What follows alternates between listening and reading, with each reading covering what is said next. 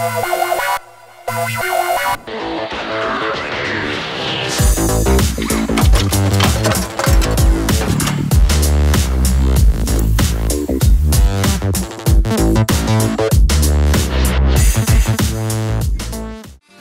is my new 1969 Datsun 1600 Roadster.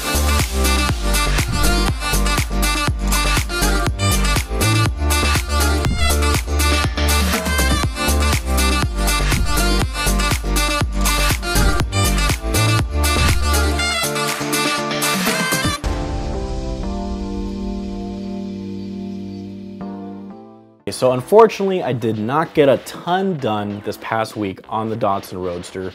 A lot of things came up in my life. First being that my 1962 Rambler station wagon, which is my daily driver, decided to break the rear end and the original torque tube. I guess the 62 Rambler decided not to want its rear end anymore. I'm broken down in style. It's looking good. So I had to go on a hunt. Luckily, I found on Craigslist an entire drivetrain from another 1962 Rambler station wagon. So I had to swap out the rear end, swap out the torque tube, but it's back on the road, which is great.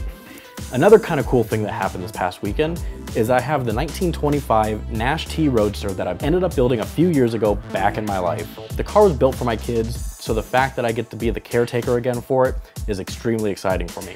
It's not super exciting, but I was able to get some front tires for the Roadster. The original ones were completely trashed, did not hold air. Being able to roll the car in and out of the garage is something that's really helpful. So what I wanted to do this week is talk about why I want to put a Flathead V8 inside this Datsun Roadster. Back in the early 70s, my father started drag racing at 17 years old, and he did it with a front engine dragster with a Flathead V8. I'm going to talk about the history of our front engine dragster in another video, but you can definitely go to my Instagram and see a lot of the photos of me racing and the car itself. But at the time, my dad was part of the UFRA, which is the United Flathead Racing Association.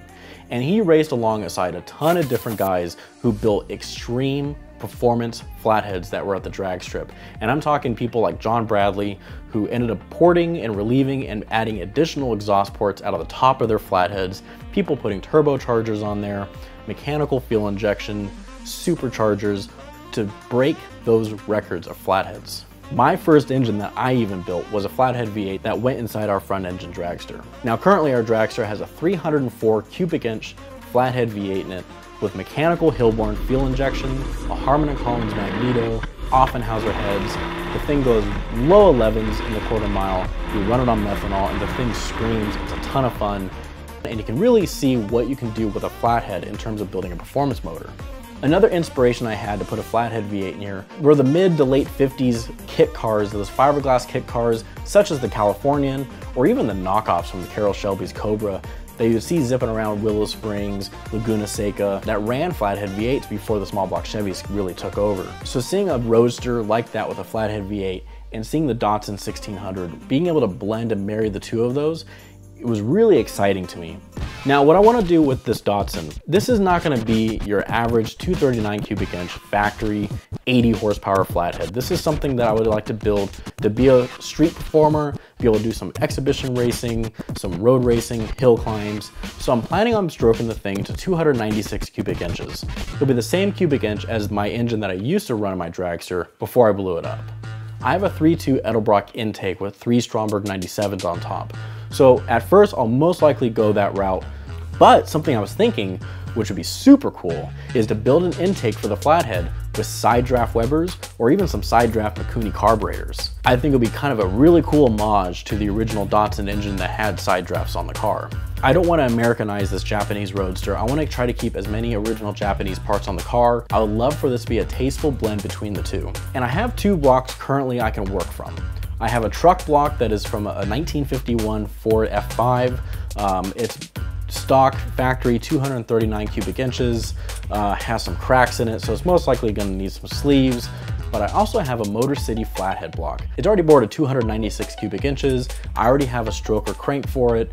The plan is still to put a T5 transmission behind the Flathead V8, allowing me to have a 5-speed. I recently discovered that there's a guy in Australia that makes adapters for super transmissions, the W55 transmissions, which I think would be really cool to be able to have a Japanese transmission behind the Flathead V8.